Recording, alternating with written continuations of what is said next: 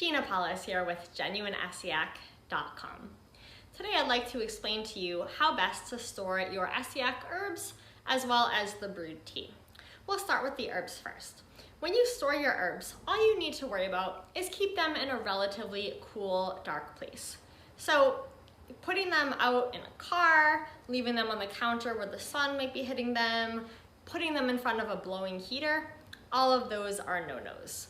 If you want to stick them in the cupboard off to the side where there's no sunlight hitting it, if you want to put them in the basement, if you want to put them in the closet in a bedroom, all of those things are perfectly fine. Any temperature in which a human can live, the herbs can live too.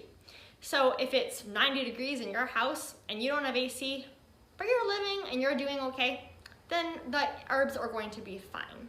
So that takes care of the herbs as far as the temperature goes. Now, if you have a larger package of herbs and you didn't use the whole thing at once, all you need to do is just reseal the bag by simply taking a twist tie, such as what you'd find from a loaf of bread. You can twist that around the poly bag and then you're good to go.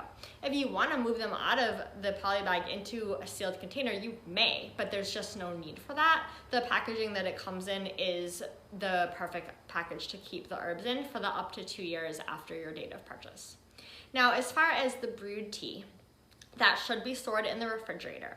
Do not freeze the herbs because it might change how they work.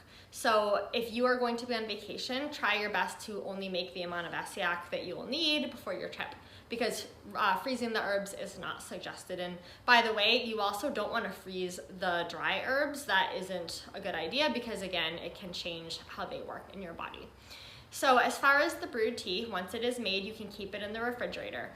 We do suggest that you keep it in a pitcher that has an open top, and that way you can stir the pitcher with a large wooden spoon. When you do that, you're going to be able to disperse the herb particles throughout the tea so that each time you go to pour a serving size, you're able to get some herbs into each and every dose, and there shouldn't be any herbs left at the end.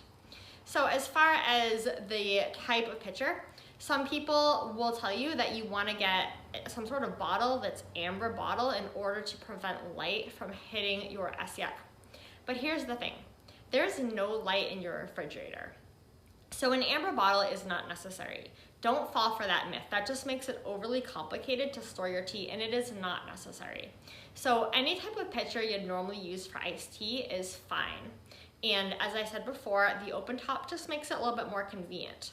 You can purchase pitchers that are a little bit taller than they are wide circumference-wise, and that way it doesn't take up that much room in your fridge. You'll find that a half-gallon pitcher versus a gallon is not really a lot more actually square footage of your fridge or square inches, but it's just going to be taller, and that way you're able to keep that gallon in your fridge without taking away too much room from the other foods that you might want to be storing.